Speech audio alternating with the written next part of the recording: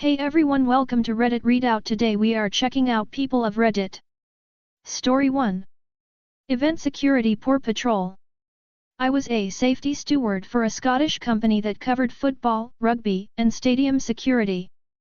That night's gig was securing large marquees on Glasgow Green, before a weekend-long festival. We were supposed to be based inside the corner of a big tent, and do foot patrols all night, but Lay, the supervisor, figured my 7-seat MPV was a much more comfortable option. He made himself very much at home in the large reclining passenger seat, feet on the dashboard, chain smoking, snoring and farting whenever it suited him. Well, after dark, soon after the rain started, he decreed that it was my turn to walk the perimeter. It was never his turn, chasing out the nitwits and ne'er-do-wells before they could do any mischief. Outside the back of the tent we were supposed to be using, I saw someone walking away wearing a backpack which looked similar to one I'd noticed in the tent. My options were to challenge and confront him, or chuckle quietly at the thought that it might actually belong to Lay. It was a couple of hours before he noticed his bag was missing, with his last packet of cigarettes. We did eventually find the empty bag stuffed in a hedge beside the main road that bordered the green, but I never confessed to seeing the thief. If Lay had been in the tent rather than asleep in my car, the thief would have never got in the back of the tent. TLDR supervisor skived off his job. His bag was stolen. I didn't challenge a possible thief in revenge for the supervisor's attitude. Story 2. GW Bridge NYC Petty Revenge. I was driving home from a long work commute and ended up going over the GW Bridge in NYC. An aggressive driver was annoyed with me for doing the speed limit, ended up behind me at the toll booth. It was pre-easy pass, so I needed paper money change. The driver was honking at me and the toll person to hurry up with our transaction. I commented on what a jerky driver that person was even before the honking. The toll operator asked me if I was in a hurry and I said no, not really, just a couple-hour commute. So then he told me 3 of his favorite restaurants around his Brooklyn neighborhood along with slow driving turn-by-turn directions, which caused about 3 minutes of angry horn play. Then he told me he was going to have a security officer, who had come over to investigate the situation, inspect the next person's car before letting them go through. I'm not sure if this was my petty revenge or the toll operators, but it felt pretty satisfying. Story 3. Diving Officer FAFO. About diving partners. I was a professional military hard hat, surface-supplied deep-sea diver. At the point of this story, I had been diving for over 15 years. My training was extensive. 2 diving schools, one was 13 weeks long, 5 days a week with minimum of 8 hours a day training, and the other was 17 weeks long.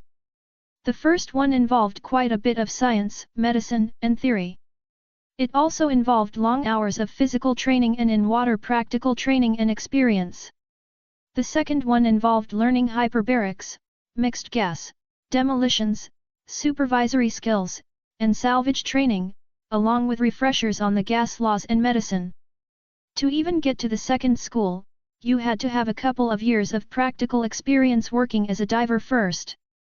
You had to complete prerequisites for both schools and apply, and not everyone gets in. Once in, you still have to meet quite a few demanding requirements along the way. My first school, called Second Class Diver School, had almost 30 people start, only 11 graduated.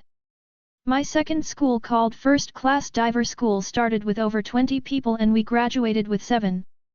Those who did graduate were exceptional.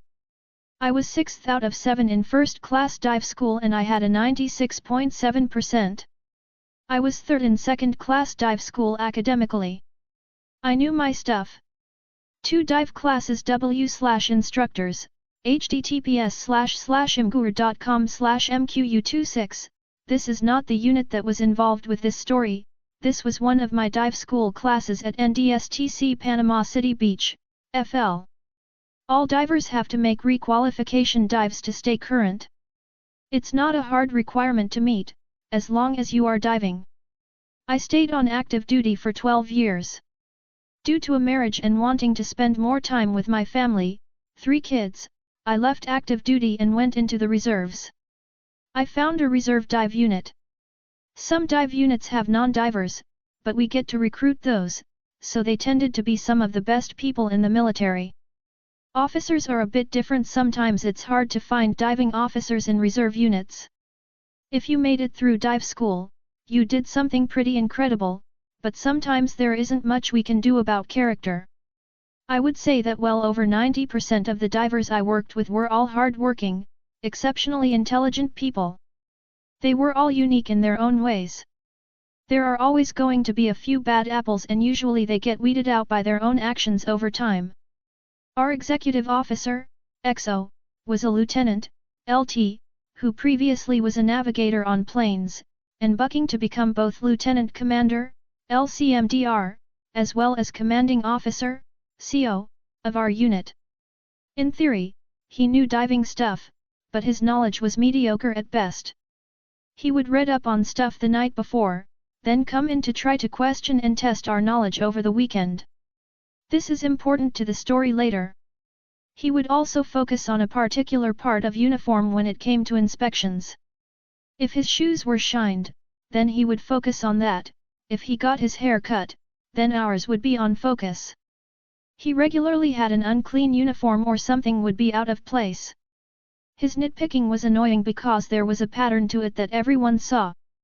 He would regularly bow out when we went out on the town, leaving everyone else to cover his part of the bill. This is aggravating to enlisted people when officers do something like this because they get paid much more and have extra money coming in specifically for this as part of their pay. In reality, I think he was having a hard time outside of the reserves, working job to job, paycheck to paycheck, while some of the enlisted guys had some well-paying jobs outside of the reserves. In short, they didn't do it for the money. Regardless, he was the only officer I met in my career who would be stiffing his people with the bill.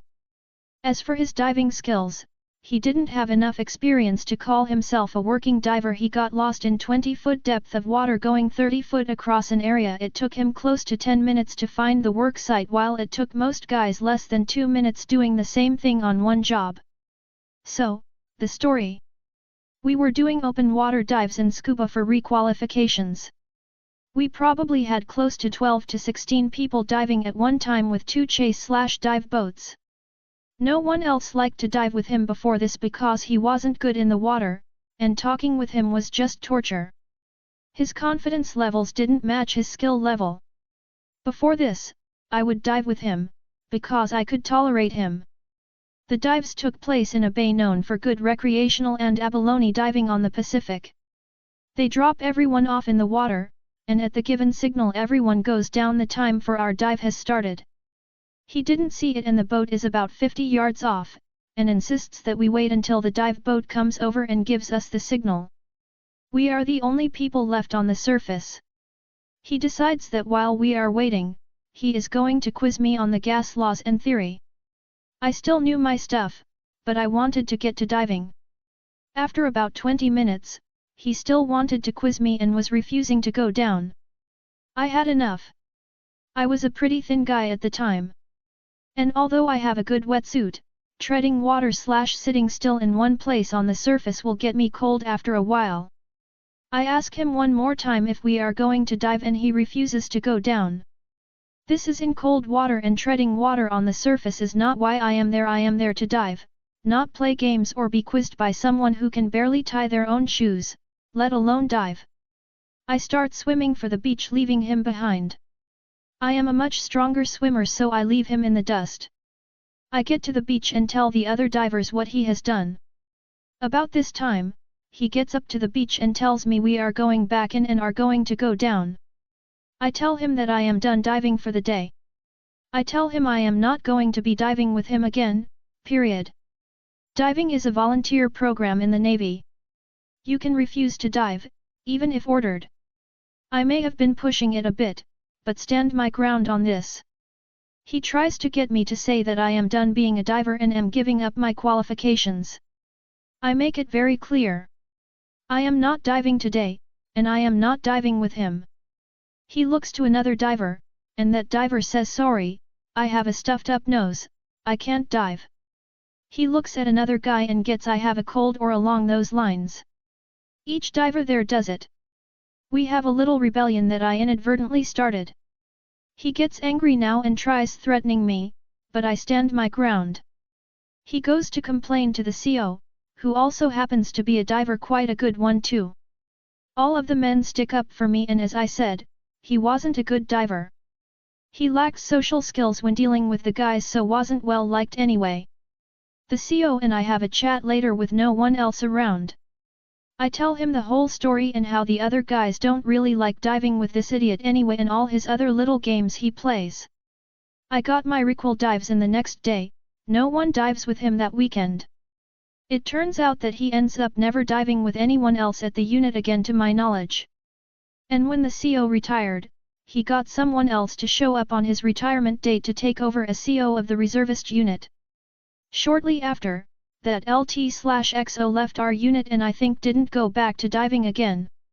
I didn't get written up or in trouble in any way because when I refused to dive, I did it in a way that was acceptable and was very careful about what I said. Story 4. Add me to your religious distribution list. Enjoy donating to pro-choice charities. Once upon a time, I was religious. The church is militantly pro-life. I was and still pro-choice. My pro-choicedness overcame the church's inculcation, and I left the church and religion in general. A few years ago, a religious fraternal group from my old church decided to add me to their email distribution list. I suspect they thought the email address belonged to my father, who was a former member. He's now a militant atheist. Go figure. Every few days for years, I've received emails from the group, including for pro-life events. I finally got tired of the emails and figured I could procure some revenge. After receiving the last straw email, I created an anonymized email address. Then, I donated to an abortion charity on the group's behalf and took a screenshot, which I scrubbed of metadata.